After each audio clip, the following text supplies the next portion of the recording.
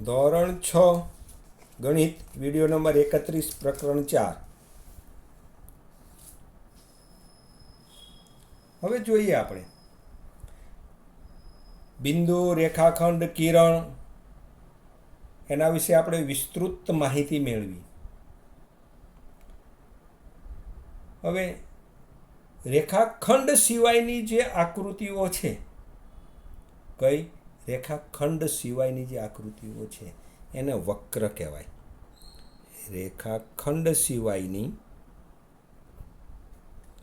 આકૃતિ એને વક્ર કહેવાય। શું કહેવાય? એને વક્ર કહેવાય। વક્ર એટલે જો ઘણા પ્રકારના વક્ર।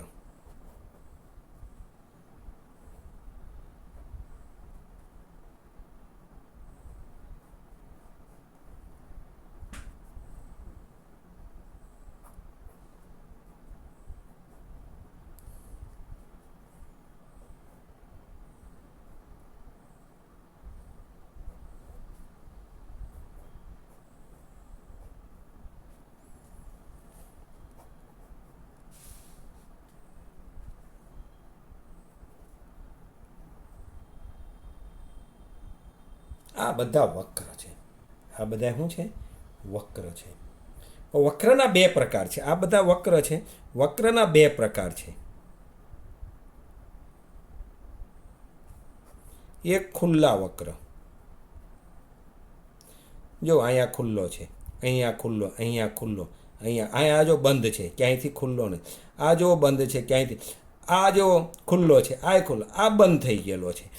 આમ ખુલ્લા અને બંધ બે પ્રકારના। આ ખુલ્લા કેવા હોય છે? દરેક છેડા જોડાયેલ ન હોય। આ જો દરેક છેડા, આ બે છેડા જોડાય, આ બે છે, પણ આ બે છેડા બીજો જોડાયેલો નથી, આમાં આ છેડો જોડાય, તો દરેક છેડા જોડાયેલા ન હોય એને ખુલ્લા વક્ર કહેવાય। એને કહેવાય આ ખુલ્લો વક્ર, ખુલ્લો વક્ર, ખુલ્લો વક્ર। આ જો અહીંયા ખુલ્લો વક્ર, આ બંધ છે, આ બંધ છે, એમ ખુલ્લા વક્ર અને બંધ વક્ર કહેવાય। શું કહેવાય છે? ખુલ્લા વક્ર અને બંધ વક્ર। બંધ વક્રની અંદર શું હોય છે? સીધું, જેવું નામ છે એવું જ। જો ગણિતમાં, વિજ્ઞાનમાં એના ફૈબાઓએ નામ કંઈક એના ગુણધર્મ ઉપરથી પાડ્યા હોય, એના ગુણધર્મ ઉપરથી નામ પાડ્યા હોય। આપણા ભલે નામ ગુણધર્મ વગર મા બાપ પાડી દેતા હોય, વીરસિંહ, વીર ન હોય, બિલાડીના બચ્ચાથી બીતો હોય, નામ હોય વીરસિંહ, નામ હોય વીરસિંહ। આવા અનેક અનેક નામો હોય છે, અનેક નામો હોય છે જે નામની હારે લેવા દેવા જ નથી હોતું, નામની હારે લેવા દેવા હોતું નથી। પછી આવે બંધ વક્ર, તો કે તેના દરેક છેડા એકબીજા સાથે જોડાયેલ હોય। શું હોય? જો આ સમજૂતી માટે છે, આ તમારી સમજણ માટે છે। એટલી સમજણ આવી ગઈ એટલે ભૂમિતિ તમારું પહેલું પગથિયું એકદમ કડકડાટ પૂરું। પછી બીજું પગથિયું શીખવાનું રહેશે, એટલું શીખી જવાય પછી એક એક પગથિયું આવશે, એક એક પગથિયું આવશે, બરાબર। હવે વક્રના પાછા 3 ભાગ પડે। વક્રના 3 ભાગ પડે। વક્રના કેટલા ભાગ પડે? 3 ભાગ। શું પડે? તો કે એક વક્રની અંદરનો ભાગ, એક શું પડે? વક્રની અંદરનો ભાગ। બીજો વક્રની બહારનો ભાગ, અને ત્રીજું વક્રની હદ। બહારનો ભાગ અને અંદરનો ભાગ એ બંને વચ્ચેની હદ કહેવાય। જેમ કે આપણે એક આ ચોરસ દોરીએ, શું દોરીએ? આ એક વક્ર થયો, ત્રિકોણી એક વક્ર થયો, આ બધા વક્ર થયા। હવે આ વક્રની અંદર આ એ છે એ વક્રની અંદરનો ભાગ, આ અંદરનો ભાગ કહેવાય। કેવો કહેવાય? અંદરનો ભાગ કહેવાય। આ ભાગ છે જેને આપણે કહીએ વી, તો વક્રની બહારનો આ વી છે એ વક્રની બહારનો ભાગ થયો। અને વક્રની હદ, સી, આ સી છે એ હદ થઈ. આની ઉપર જે ભાગ આવેલો છે એ વક્રની હદ થઈ. બસ થઈ ગયું. વક્રની અંદરનો ભાગ, વક્રની બહારનો ભાગ અને વક્રની અંદરનો ભાગ. હવે અંદરના ભાગનું એક સ્પેશિયલ નામ આપેલું છે. આ અંદરનો જે ભાગ છે એનું એક સ્પેશિયલ નામ આપેલું છે અને એને કહેવાય છે પ્રદેશ. જો આ તમને આગળ જતાં આ બધું કામ લાગશે. તો આ અંદરના ભાગને શું કહેવાય? પ્રદેશ. તો સીધી વાત છે, વક્રના અંદરના ભાગને પ્રદેશ કહે છે. વક્રના અંદરના ભાગને શું કહે છે? પ્રદેશ કહેવામાં આવે. હવે આપણને કોઈ એમ કે વક્ર દોરો અને બે બાજુવાળો વક્ર કોઈ દિવસ દોરી શકાય નહીં. તો આપણે એક યાદ રાખવાનું છે, બે બાજુવાળો વક્ર દોરી ન શકાય. બે બાજુવાળો કોઈ દિવસ બહુકોણ દોરી ન શકાય. આપણે બહુકોણ બધા શીખ્યા. ત્રિકોણ, ચતુષ્કોણ. આ ચતુષ્કોણ છે, આમ દોરી શકાય. ઓકે, આમ દોરી શકાય, આમ દોરી શકાય.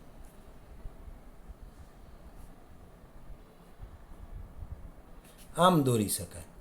આ બધા બહુકોણ છે. આ કેવા છે? બહુકોણ. આમ બે બાજુ તમે દોરવા જાઓ તો આ બહુકોણ નથી. બે બાજુવાળો કોઈ દિવસ બહુકોણ દોરી શકાય નહીં. યાદ રાખો, બહુકોણ કરવો હોય બે બાજુવાળો એક ખૂણાવાળો જ દોરી શકાય. બે બાજુવાળો કયો? જો ત્રણ બાજુ થઈ તો બહુકોણ થયો. 1, 2 ને 3 ખૂણા થયા. કેટલા ખૂણા થયા? 1, 2 ને 3. તો ધ્યાન રાખવાનું, કોઈ દિવસ બે બાજુઓથી બહુકોણ દોરી શકાય નહીં.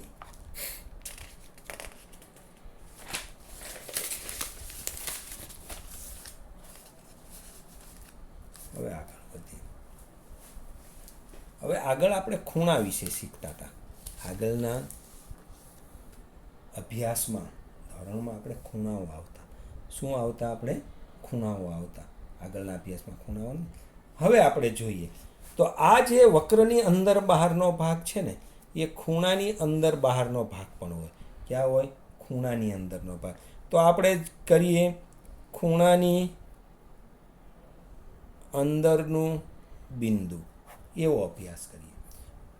જોજો, આ તમને સમજૂતી આવડશે એટલે આ સ્વાધ્યાયમાં 4.1, 4.2, 4.3, 4.4 જેટલા આપ્યા એટલા બધાના જવાબ તમે કડકડાટ આપી શકશો. બધાના જવાબ તમે કડકડાટ આપી શકશો. અને આ અભ્યાસ કર્યા વગર, આ સમજૂતી લીધા વગર ધોરણ 7માં ગયા છે એમને પણ ધોરણ 7નું ભૂમિતિ શીખવામાં ફાફા પડશે.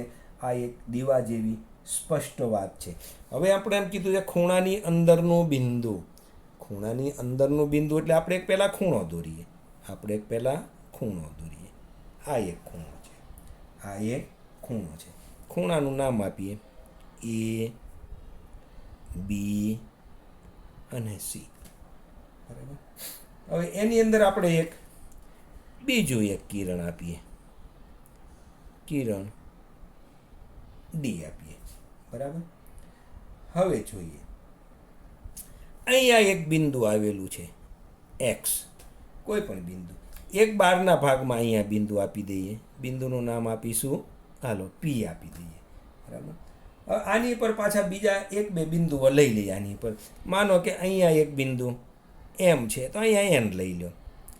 આવા બિંદુઓ આપેલા છે. જો A, B, C, વચ્ચે એક ખૂણો દોરી નાખ્યો એટલે આ D, B, C અને A, B, D આવો ખૂણો થઈ ગયો. બરાબર. હવે અંદર એક બિંદુ આપણે લઈ લીધું, એક બહાર બિંદુ લઈ લીધું અને એક એની ઉપર જ બિંદુ લઈ લીધો. વક્રની હદમાં. આને હદ કહેવાય. આને શું કહેવાય? આને હદમાં. આ વક્ર નથી પણ એની હદમાં બિંદુ લઈ લીધું. બરાબર છે. હવે આ X ક્યાં છે? આ ખૂણો A, B, C એની અંદર છે કે બહાર છે? તો કે અંદર છે. તો બિંદુ એક્સ એ ખૂણા એ બી સીની અંદરનું બિંદુ છે, એમ આપણે કહી શકીએ. હવે બીજું આપણને પૂછવામાં આવે કે એક્સ એ બિંદુ એ ખૂણો એ બી ડીમાં છે, એ બી ડીની અંદર અંદર છે જો આ બેની અંદર છે ને આ ખૂણાની. તો બિંદુ એક્સ એ ખૂણા એ બી ડીની અંદરનું બિંદુ છે કહી શકીએ. હવે આપણે બીજો ખૂણો લઈએ. આ ખૂણો જો DBC, આ પણ એક ખૂણો થઈ ગયો DBC થઈ ગયો. એની અંદર છે આ નથી, તો બહારનું બિંદુ છે. તો બિંદુ એક્સ એ ખૂણા DBCની અંદરનું બિંદુ છે. જો ખૂણાનું નામ આપતી વખતે આગળ તમને શીખવાડ્યું છે કે BD અને BC વડે ખૂણો બને છે. આ બેયનો અંત્ય બિંદુ આ છે, એને વચ્ચે લેવામાં આવે તો ખૂણો DBC કહેવાય અથવા તો ખૂણો CBD કહેવાય. બરાબર છે? આ રીતે કહેવાય. તો આ રીતે છે. હવે આપણે એમ કહીએ બિંદુ P ક્યાં આવેલું છે? ખૂણા ABCની અંદર છે કે બહાર છે? તો આપણે કહી શકીએ કે બિંદુ PA ક્યાં છે? ખૂણાની બહાર છે. PA ખૂણા ABCની બહારનું બિંદુ છે. પાક્કું કહી શકીએ કે ન કહી શકીએ? કહી શકીએ આપણે, 100% કહી શકીએ. હવે બીજું આ બિંદુ P DBC, આ ખૂણા DBCની પણ બહાર છે, ખૂણા ABDની પણ બહાર છે, ખૂણા ABCની પણ બહારના ભાગમાં છે. આવા પ્રશ્ન તમને પરીક્ષામાં પૂછાઈ શકે. બહુ સહેલું છે, પરંતુ વિદ્યાર્થીઓ આની અંદર પણ ભૂલ કરતા હોય, કારણ કે પાયાની વસ્તુ જ નથી સમજ્યા હોતા. હવે આપણે કહીએ ખૂણા ABC પરના બિંદુઓ કયા કયા છે? જો ખૂણા ABC પર, ખૂણા ABCની અંદર પણ નથી કીધું, ખૂણા ABCની બહાર પણ નથી કીધું, ખૂણા ABC પરના બિંદુ. તો ખૂણા ABC પર 3 બિંદુ તો છે. ABC પર A, B ને C તો હોય. તો કયા કયા હોય? બિંદુ A, B અને C તો હોય જ. બાકીના જોતા જઈએ. A થી B તરફ આ એમ આવ્યું, પછી A થી આ B તો આપણે લખી જ નાખ્યું છે B, અને પછી આમ જતા જો N રસ્તામાં આવ્યું તો N. એટલા બિંદુઓ આવેલા છે. બરાબર. હવે આપણને કોઈ એમ કે ખૂણો ABD અને ખૂણો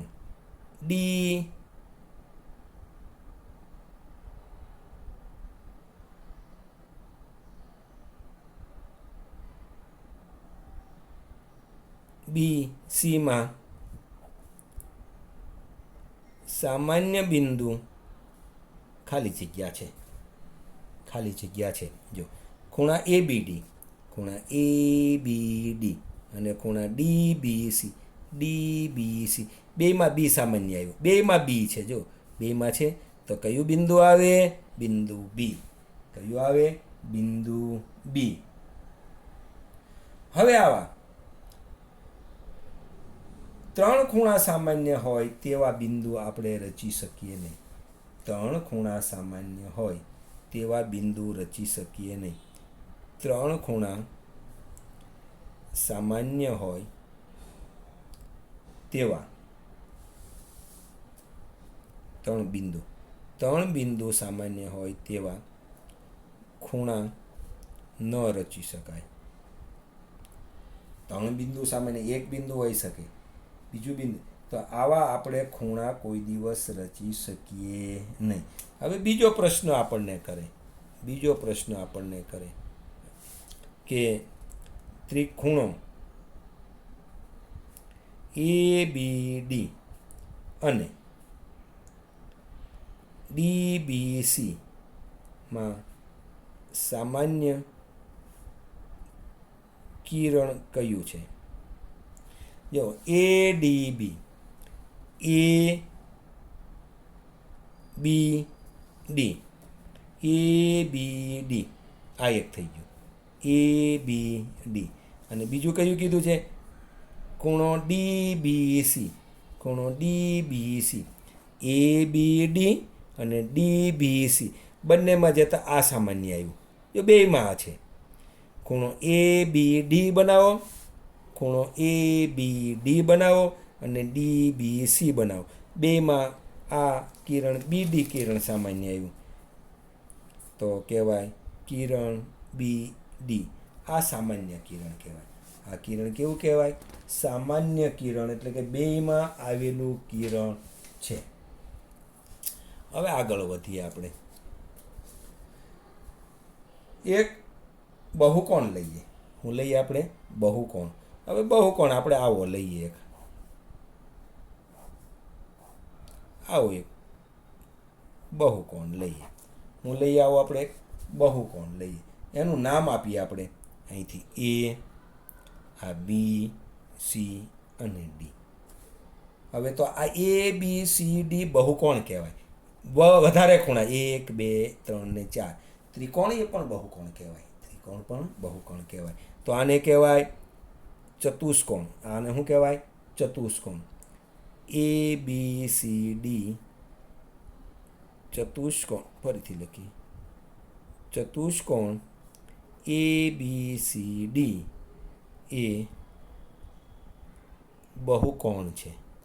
ચતુષ્કોણ ABCD એ બહુકોણ છે. ચતુષ્કોણ ABCDની જગ્યાએ આપણે આમ પણ લખી શકીએ.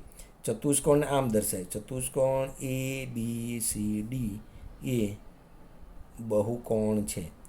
આને સંકેતિક ભાષામાં ચતુષ્કોણ આખું લખવા ન જવાય, આમ ચતુષ્કોણ કરી નાખવાનું અને ABCD લખી નાખવાનું. એટલે આને વચ્ચે ચતુષ્કોણ ABCD એ બહુકોણ છે. શું છે? આ બહુકોણની પાછી 4 બાજુઓ AB, BC, CD અને DA એ રેખાખંડ છે. જો રેખાખંડ છે. આ બાજુ નથી દોડતો, આ બાજુ નથી દોડતો, કપાઈ ગયેલો ભાગ છે.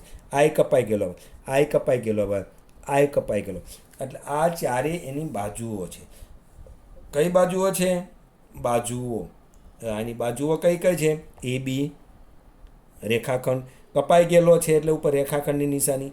BC રેખાખંડ, CD રેખાખંડ અને DA આ એની બાજુઓ. ટોટલ કેટલી બાજુ થઈ? 4 બાજુઓ થઈ. કેટલી બાજુઓ થઈ? 4 બાજુઓ થઈ. ધ્યાન રાખજો, આની 4 બાજુઓ છે. હવે આ એક બાજુની જોડ, આ બાજુની જો અહીંયા મળે છે. આ બાજુની જોડ અને આ બાજુની જોડ અહીં મળે છે. મળે છે તો કહેવાય બે બાજુઓની જોડ. જે બિંદુએ મળે તેને શિરોબિંદુ કહે. આ ચતુષ્કોણના 4 શિરોબિંદુ, A શિરોબિંદુ, D શિરોબિંદુ, C શિરોબિંદુ, B. આ બાજુઓની જોડ જ્યાં મળે એને શિરોબિંદુ કહેવામાં આવે છે. શું કહેવામાં આવે છે? શિરોબિંદુ કહેવામાં આવે છે. હવે આપણે ઉદાહરણ લઈએ. જેમ કે AB રેખાખંડ અને CB રેખાખંડ. જેમ કે AB રેખાખંડ અને CB રેખાખંડ એ બિંદુ Aમાં મળે છે. ક્યાં મળે છે? બિંદુ Aમાં મળે છે. એમ આપણે આમાં જોઈએ છીએ. AB અને BC, AB અને CB એ બિંદુ Bમાં મળે. એ બિંદુ Bમાં. AB અને BC બે બિંદુ Bમાં મળે છે. ક્યાં મળે છે? બિંદુ B મળે છે. તો અહીંયા એમ કહેવાય કે B છે એ શિરોબિંદુ છે. B છે શું કહેવાય? શિરોબિંદુ છે. તો B શિરોબિંદુ છે. તો અહીંયા B છે એ શું કહેવાય? શિરોબિંદુ કહેવાય. હવે આની અંદર જોઈએ. AB અને BC પાસેની બાજુ, BC અને CD પાસેની બાજુ, AB અને AB, AD અને સોરી આકૃતિ બતાવી. AB અને BC પાસ પાસેની બાજુ, CD અને DA પાસ પાસેની બાજુ, DA અને AB પાસ પાસેની બાજુ. તો આપણે એમ કહીએ કે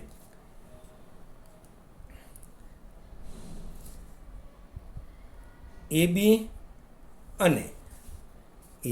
અને BC પાસ પાસેની બાજુઓ છે. એ બે કેવી છે? પાસ પાસેની બાજુઓ છે. એવી રીતે આપણે આમ પણ કહીએ કે BC, હું કહીએ આપણે BC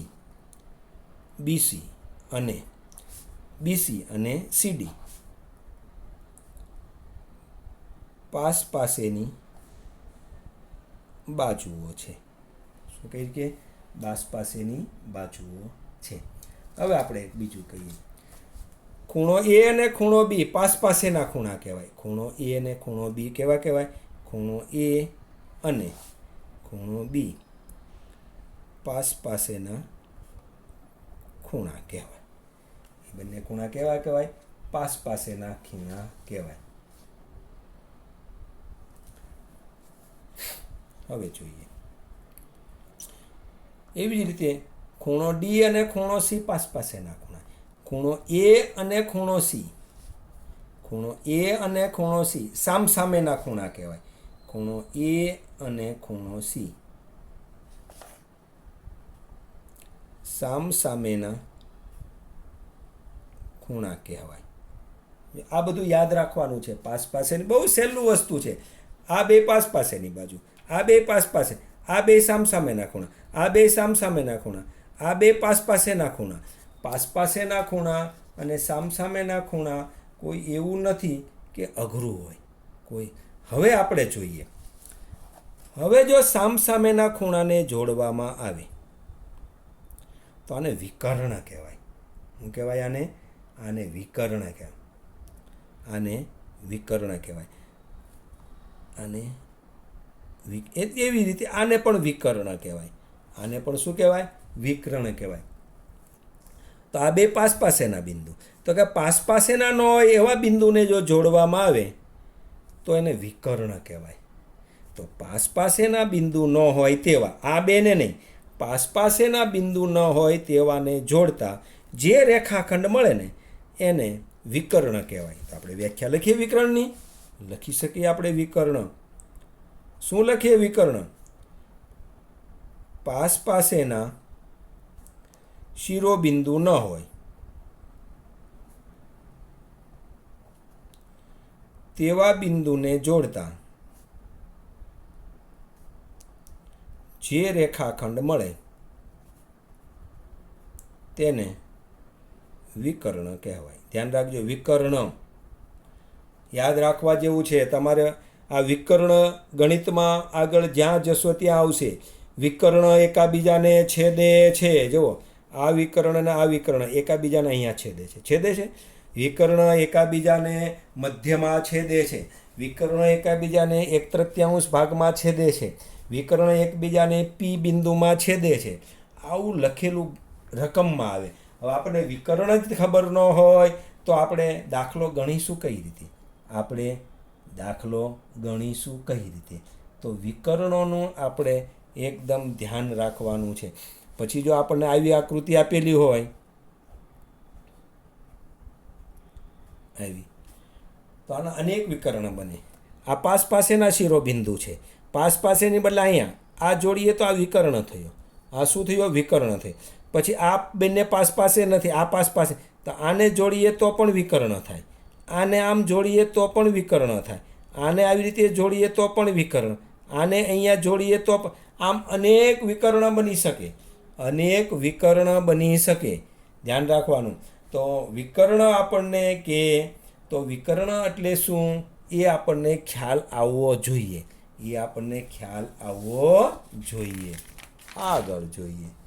આગળ જોઈએ આપણે ખૂણો. શું આપણે જોઈશું?